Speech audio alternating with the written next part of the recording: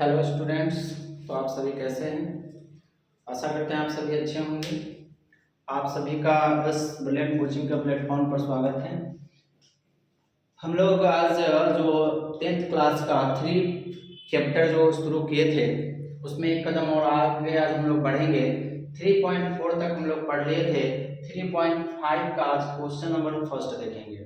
इस क्वेश्चन को सॉल्व करने से पहले अगर आप 3.2 की वीडियो नहीं देखे हैं तो उसको देख लें, उसको समझ लें। 3.2 जो है जिसमें आपको एक हल जिसको अद्वितीय हल कहा जाता है, उसके बाद है कोई हल नहीं, और अपरिमित रूप से अनेक हल होता है। उसके लिए आपको ध्यान देना है, वो अगर समझे हैं तब जाकर इसको आसानी से बनाएंगे। ठीक है, तो क्वेश्चन क्या कहा कि निम्न रैखिक समीकरण के युग्मों में से किसका एक अद्वितीय हल है, किसका कोई हल नहीं है और किसका अपरिमित रूप से अनेक हल है। अद्वितीय हल की स्थिति में हमें इसे ब्रज गुणन विधि से सॉल्व करना है। तो सबसे पहले हम लोग रेशियो निकालेंगे a1 a2 b1 b2 c1 c2। ये निकाल करके पहले समीकरण को ये चेक करेंगे कि ये जो दी हुई समीकरण है ये हमारा किस रूप का है, कि इसका अद्वितीय हल है, अपरिमित रूप से अनेक हल है या कोई हल नहीं है। पहले उसको जानेंगे और तब उसको आगे हम लोग सॉल्व करेंगे। तो आइए बिना देरी के हुए इसको हम लोग आगे सॉल्व करते हैं। सबसे पहले तो आपको ये पता होना चाहिए, थोड़ा सा पीछे का रिकैप करा रहे हैं। a1 बटा a2 और नॉट इक्वल b1 बटा b2 होता है, तो इसी को हम कहते हैं अद्वितीय हल। इसको कहा जाता है अद्वितीय हल। अद्वितीय हल यानी किसको कहा जाता है, एक हल, यानी कि इसका हल संभव है। दूसरा इसी में देना है a1 बटा a2 बराबर होगा b1 बटा b2 और बराबर होगा c1 बटा c2। तो अपरिमित रूप से अपरिमित रूप से अपरिमित रूप से अनेक हल, अपरिमित रूप से अनेक हल। अपरिमित रूप से क्या होता है, अनेक हल होता है जब तीनों रेशियो इक्वल हो। अगर हम a1 बटा a2 बराबर हो b1 बटा b2 और नॉट इक्वल हो c1 बटा c2 तो इसका कोई हल नहीं होता है, कोई हल नहीं। बीजगणित के रूप में इसका कोई हल नहीं होता है। तो क्वेश्चन क्या कहा है कि निम्न रैखिक समीकरण युग्मों में से किसका एक अद्वितीय हल है, किसका कोई हल नहीं है या किसका अपरिमित रूप से अनेक हल है। अद्वितीय हल की स्थिति में इसे ब्रज गुणन विधि से हल करना है। यदि हमारा इस रूप का समीकरण होगा समीकरण युग्म, तो हमें आगे ब्रज गुणन का यूज करना है, और अगर इस रूप का नहीं होगा तो हमें ब्रज गुणन का यूज नहीं करना है। तो उससे पहले ब्रज गुणन को बनाने से पहले हम ब्रज गुणन का फॉर्मूला भी देख लेते हैं कि ब्रज गुणन का फॉर्मूला आखिर होता क्या है। तो ये आप समझ गए होंगे, ये पिछले वीडियो में 3.2 की वीडियो होगी, उसमें आप देख सकते हैं। इसको समझ लेना है तब बनाना है। ब्रज गुणन का जो फॉर्मूला होता है उसको एक बार देखेंगे हम लोग। ब्रज गुणन, इसका जो फॉर्मूला होता है, यहाँ हम लोग x y और यहाँ होता है आपका 1, यहाँ होता है आपका b1 b2, यहाँ c1 c2, फिर उसके बाद हम लोग यहाँ a1 a2 करते हैं और यहाँ b1 क्या कर लेते हैं b2। इसको यहाँ बीच में कर ले, कोई दिक्कत नहीं। अब उसके बाद क्रॉस मल्टीप्लाई होता है, इसको इससे इसको इससे, c1 को a2 से, c2 को a1 से, a1 को b2 से और a2 को b1 से।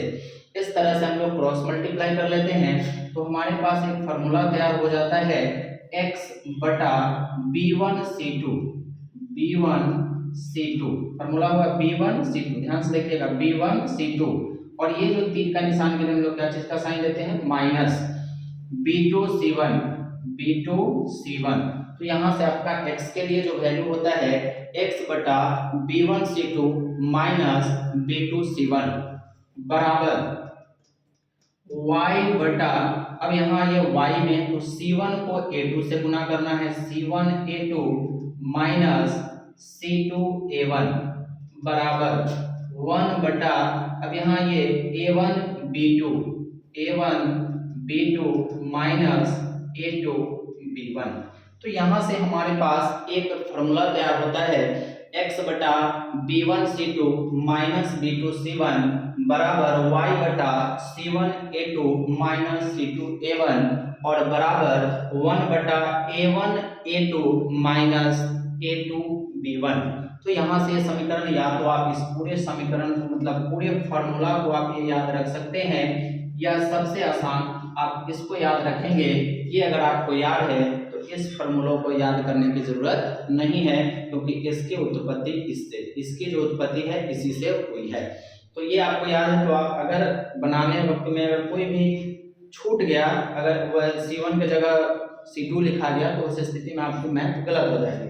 तो ये आप याद रखेंगे तो कभी भी गलत नहीं होगा। तो अगर हमारा अद्वितीय हल होगा, देखिए अद्वितीय हल होगा तो हमें इसका यूज करना है, अगर अद्वितीय हल नहीं होगा तो हमें इसका यूज नहीं करना है। ठीक है, तो आइए अब हम लोग क्वेश्चन पे आते हैं। क्वेश्चन पे आते हैं, इस चीज को मिटा देते हैं।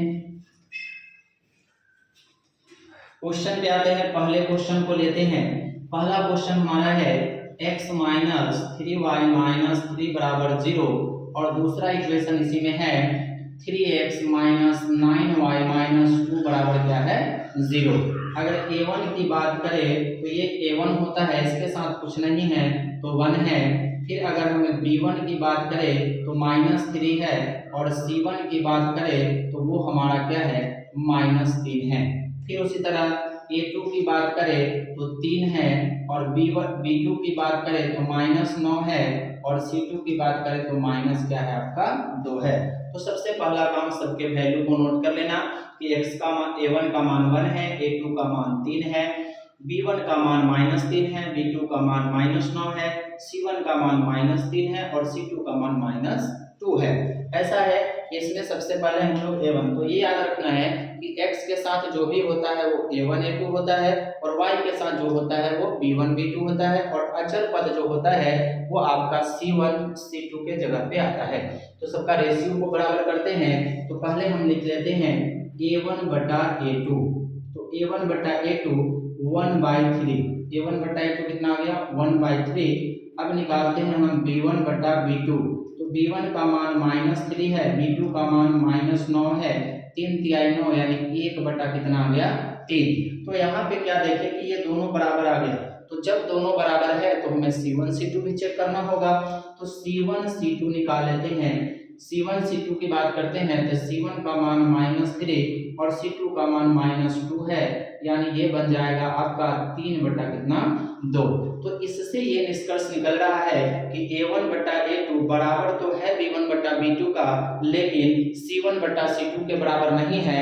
तो इसमें जब हम पढ़े थे हल वाला में, तो जब दोनों बराबर हो और तीसरा बराबर नहीं हो तो उसका कोई हल नहीं होता है, और जब कोई हल नहीं होगा तो हमें ब्रज गुणन का यूज नहीं करना है। तो इसमें लिख देना है कि a1 बटा समीकरण युग्म, लिख देना है क्या कि समीकरण युग्म a1 बटा a2 बराबर b1 बटा b2 नॉट इक्वल c1 बटा c2 के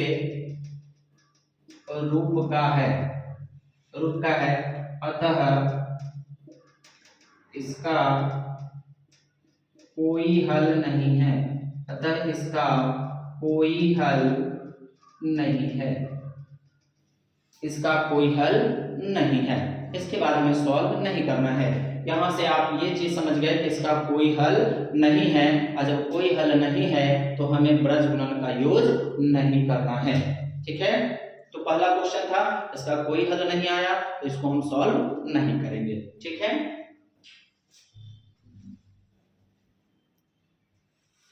अब आते हैं हम लोग क्वेश्चन दूसरे क्वेश्चन की बात करते हैं।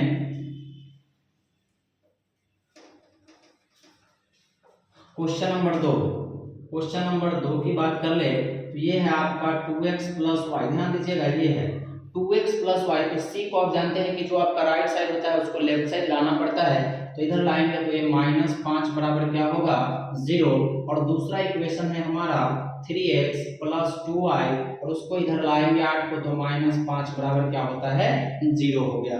अब A1 A2 की बात कर ले हम लोग, A1 की बात करें तो 2 है और A2 की बात करें तो 3 है, B1 की बात करें तो 1 है और B2 की बात करें तो 2 है, C1 की बात करें -5 है और C2 की बात करें तो -8 है। तो अब हम रेशियो को इक्वल कर लेंगे, सब में वही करना है, A1 बटा A2 तो कितना आ गया 2/3 और B1 बटा B2 की बात करें तो ये 1/2 है। तो हमें यहीं से पता चल गया कि A1 बटा A2 नॉट इक्वल है क्या B1 बटा B2 के, यानी A1 बटा A2 बराबर नहीं है B1 बटा B2 के। तो जब ऐसा होता है तो उसे हम कहते हैं कोई अद्वितीय हल। क्या कहते हैं उसको? अद्वितीय हल। और अद्वितीय हल की स्थिति में हमें ब्रज गुणन का यूज करना है। तो यहाँ पे आप लिख देंगे एक लाइन कि A1 बटा समीकरण युग्म, देखिए समीकरण युग्म A1 बटा A2 नॉट इक्वल B1 बटा B2 के रूप का है, अतः इसका अद्वितीय हल है, अद्वितीय हल है। तो जब अद्वितीय हल है तो हमें इसे किस विधि से हल करना है? ब्रज गुणन का यूज करना है। तो इसे हमें ब्रज गुणन का यूज करना है। तो आइए हम लोग इधर ब्रज गुणन को समझते हैं। तो अभी थोड़ा देर पहले आपको इसके लिए फॉर्मूला बताए थे, वही चीज आप यहाँ लिखेंगे। यहाँ x हो गया, y हो गया और यहाँ पे 1 हो गया। यहाँ होता है B1 B2, यहाँ C1 C2, फिर यहाँ A1 A2 और यहाँ B1 क्या होता है? B2 होता है। इस चीज को आप बीच में लिख लें, कोई दिक्कत नहीं। अब क्या था, तो इसको इस तरह से क्रॉस मल्टीप्लाई करके आपको बताए थे कि इस तरह से इसको मल्टीप्लाई करते हैं हम लोग इस तरह से।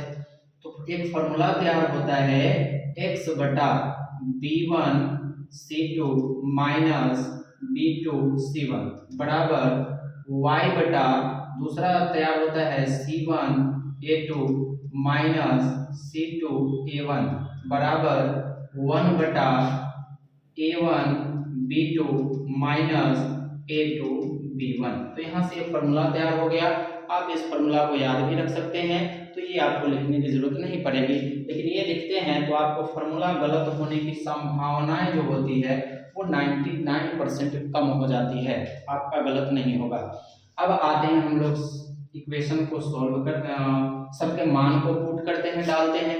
B1 तो देखिए B1 का मान कितना है? 2 है, तो यहाँ पे डालिए 2 गुना C2 का मान कितना है? तो C2 का मान देख रहे हैं -8 है, तो यहाँ पे डाल दीजिए -8 माइनस है। अब आते हैं B2 की बात करें तो B2 का मान कितना है? तो यहाँ पर 2 है। B2 का मान B1 का मान 1 था, B1 यहाँ B1 का मान कितना था? 1 था और C2 का मान -8 था। ठीक है, आगे आते हैं B2 की बात करें तो B2 का मान 2 है, तो यहाँ 2 लिखेंगे और C1 की बात करें तो C1 का मान -5 है, तो यहाँ -5 लिखेंगे। तो एक का हमारा काम हो गया। अब आते हैं दूसरे पे, y बटा C1 की बात करें तो आप देख रहे हैं कि C1 का मान कितना है?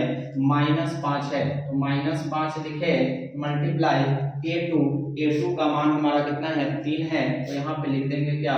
3 माइनस C2 का मान कितना है? तो -8 है, तो यहाँ पे लिखिए क्या? -8 मल्टीप्लाई A1 का मान कितना है? तो A1 का मान कितना है? 2 है, तो यहाँ से y का भी काम हो गया 1 बटा।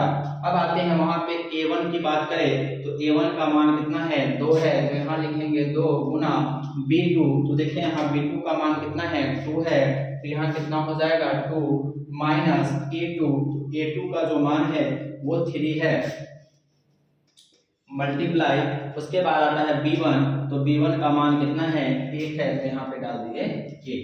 अब प्रोसेस करना है x बटा, ठीक है, माइनस प्लस में दिक्कत नहीं होना है क्योंकि ये हमारा माइनस और ये प्लस है, तो माइनस प्लस का गुना माइनस होता है, तो -8 होगा और यहाँ पर एक माइनस है और यहाँ पर एक माइनस है, तो माइनस कितना? 2 टाइम्स, तो माइनस माइनस क्या होगा? प्लस। माइनस अगर सम बार गुना कर रहे हैं तो आंसर प्लस में आता है, तो 5 गुना कितना हो गया? 10 बराबर y बटा, यहाँ देखिए ये माइनस ये प्लस, तो माइनस प्लस अभी बताया माइनस होता है, तो -15 हो जाएगा।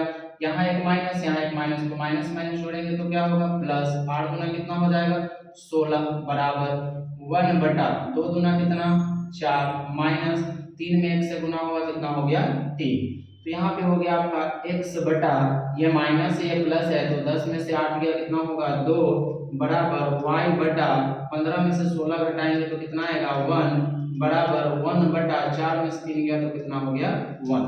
तो यहाँ तक आपको समझ में आई होगी। अब यहाँ से क्या किया जाता है कि एक बार ये हमारा जो वैल्यू होता है इसको इसके बराबर में करते हैं और फिर एक बार इसके वैल्यू को यानी इसके वैल्यू को इसके बराबर में किया जाता है। ठीक है, तो ये समझ में आ गया होगा कि एक बार x के वैल्यू को यानी ऐसा समझिए a1 बटा a2 को c1 बटा c2 के साथ b1 बटा b2 को फिर c1 बटा c2 के साथ हम लोग बराबर करते हैं और तब जाके हम वहां से x की वैल्यू को निकाल लेते हैं। तो x बटा 2 बराबर लिखेंगे 1 बटा 1 क्रॉस मल्टीप्लाई करेंगे तो x बराबर 2 हो जाएगा, यानी x की जो वैल्यू आ गई वो हो गई आपकी 2। दूसरा लिखेंगे y बटा 1 बराबर 1 बटा 1 क्रॉस गुना करेंगे तो y की वैल्यू कितनी आ जाएगी 1, तो x की वैल्यू 2 आ गई और y की वैल्यू आपकी 1 आ गई। तो ये था आपका ब्रज गुणनखंड, ब्रज गुणन। ठीक है, तो ये था आपका क्या ब्रज गुणन। तो सबसे पहले अगर क्वेश्चन में ये दिया रहे कि आप इसको चेक करके बनाएं तो आप चेक करेंगे, नहीं दिया है तो डायरेक्ट आप यहाँ से बनाना शुरू करेंगे। तो ये फॉर्मूला लिखने का तरीका है, अगर आपको ये याद है तो बना सकते हैं, अगर याद नहीं है तो फिर ये नहीं बनेगा। तो इसमें सबसे इम्पोर्टेंट चीज है आपका ये फॉर्मूला। तो फॉर्मूला लिखने का तरीका याद रखिए, आपको रटने की जरूरत नहीं पड़ेगी। ठीक है, अब आते हैं क्वेश्चन नंबर तीसरा।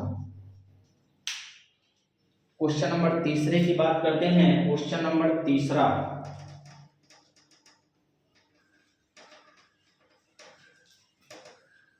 क्वेश्चन नंबर तीसरा देखते हैं। अगर आपको समझ में कोई कभी दिक्कत आए तो वीडियो को रोक कर समझें, फिर उसको दोबारा चला कर देखें और अपने नोटबुक में नोट करें जरूर, क्योंकि जब तक आप इसको लिखते नहीं हैं, हम किसी चीज को लिख लेते हैं तो वो चीज हमें याद हो जाता है, तो लिखना बहुत जरूरी है। ठीक है, अब आते हैं हम लोग क्वेश्चन नंबर तीसरे की बात करते हैं। देखिए यह है क्वेश्चन नंबर तीसरा का पहला इक्वेशन 3x माइनस 5y, ये इधर 20 है इधर आएगा तो माइनस में 20 होगा बराबर 0। दूसरा है हमारा 6x माइनस 10y, इधर आएगा तो माइनस 40 बराबर कितना होगा 0 हो जाएगा। अब यहाँ पर होगा तो a1 की बात करें तो 3 है और b1 की बात करें तो माइनस 5 है और c1 की बात करें तो माइनस 20 है। a2 की बात करें तो 6 है और b1 की बात करें तो माइनस 10 है, c2 की बात करें तो माइनस 40 है। तो ये हमारा a1 a2 b1 b2 और c1 c2 निकल गया। अब क्या करना है तो इसको रेशियो को चेक करना है। तो सबसे पहले हम a1 बटा a2 की बात कर ले तो 3 बटा 6 हो जाएगा, जिसकी वैल्यू आ जाएगी 1/2, 3 दूना 6। उसके बाद निकालेंगे हम लोग b1 बटा b2, तो b1 बटा b2 माइनस 5 माइनस 10, तो 5 गुना होता है 10, यानी ये भी हो गया। देखिए 5 गुना 10 तो 1/2, तो ये भी बराबर आ गया। अब आते हैं हम लोग c1 बटा c2 की बात करते हैं, तो ये है माइनस 20 बटा में माइनस 40, कट के ये भी आ गया 1/2। तो यहाँ से हम क्या देख रहे हैं कि यहाँ से हमें एक चीज प्राप्त हो गया कि a1 बटा a2 बराबर b1 बटा b2 बराबर है c1 बटा c2, यानी ये जो समीकरण का युग्म है a1 बटा a2 बराबर b1 बटा b2 बराबर c1 बटा c2 के रूप का है, के रूप का है। अतः इसका अपरिमित रूप से अपरिमित रूप से अपरिमित रूप से अपरिमित रूप से अनेक हल है, अनेक हल है। तो क्वेश्चन हमसे क्या कहा था कि जब अद्वितीय हल आएगा तो ही सॉल्व करना है, तो यहाँ तो अद्वितीय हल आया नहीं, अपरिमित रूप से अनेक हल आ गया, तो इस स्थिति में हम इसको सॉल्व आगे नहीं करना है, ब्रज गुणन का यूज नहीं करना है। अगर ये कहेगा कि संगत है क्या संगत, तो बताइए पढ़ाया गया था कि एक हल हो या अनेक हल हो, इस स्थिति में क्या होता है, संगत होता है। तो ये हमारा क्या होगा, संगत होगा। और अगर रेखाएं की बात करेगा तो रेखाएं जो होती है जिसमें तीनों बराबर होता है तो वो रेखा जो होती है समपाती होती है। ठीक है, तो इसको हमको आगे सॉल्व नहीं करना है, ये हमारा हो गया अपरिमित रूप से अनेक हल। तो आइए अब हम लोग क्वेश्चन तीसरा के बाद चौथा देखते हैं।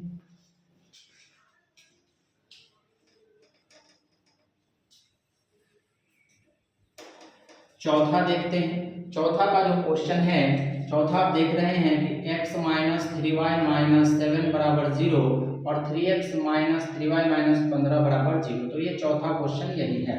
इसमें से हम लोग क्या करेंगे, ये चौथा क्वेश्चन है, इसमें से a1 की बात करें तो 1 है, और b1 की बात करें तो -3 है, c1 की बात करें तो -7 है, फिर a2 की बात करें तो 3 है, और b2 की बात करें तो -3 है, c1 की बात करें तो -15 है।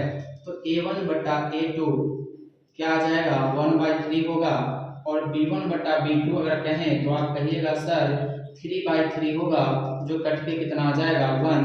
तो यही दो से हमें पता चल गया कि a1 बटा a2 वो b1 बटा b2 के बराबर नहीं है, और जब a1 बटा a2 b1 बटा b2 के बराबर नहीं है तो ये हमारा अद्वितीय हल है। और अद्वितीय हल जो होता है उसी को हम ब्रज गुणन का यूज करके x और y का मान निकालते हैं।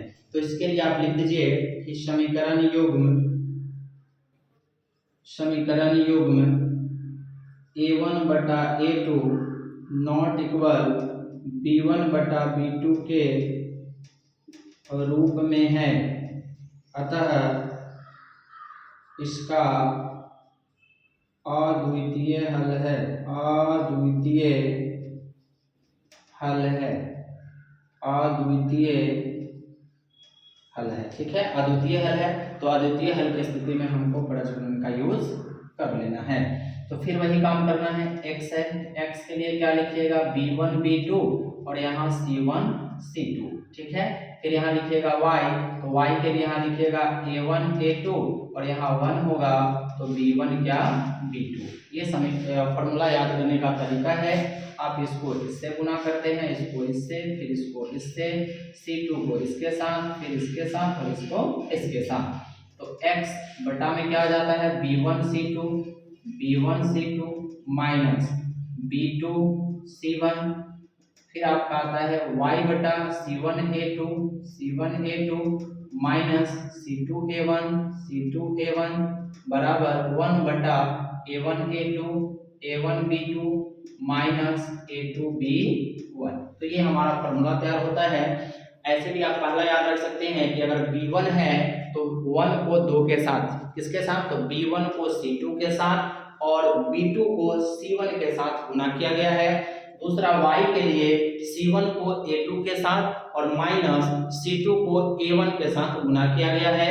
और 1 जो है 1 यानी कि c1 बटा c2 की अगर बात करें तो उसमें क्या है, a1 को अगर a2 से मल्टीप्लाई किया गया है तो a2 को b1 से मल्टीप्लाई करके घटा लेना है और वहां से हमें x y का मान निकालना है। तो बढ़ते हैं आगे हम लोग,